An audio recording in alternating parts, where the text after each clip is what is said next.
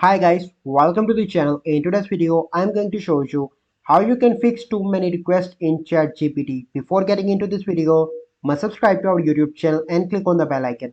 So the first step you simply need to do is to open ChatGPT. So here you can see that my ChatGPT is working perfectly if you want to search anything.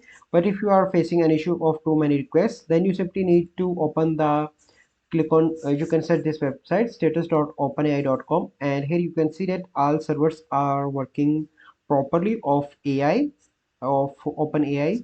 If that issue is, if you do not find any issue here, you simply need to click on three dots on the top right and click on settings, and then you need to click on privacy and security, and here you need to click on cookies and other site data, and you simply need to clear all the cookies from here. Once you clear the cookies, and you simply need to clear browsing data as well. Once you've done that, you simply need to log in back into ChatGPT, and then you need to try. So let me try anything. Write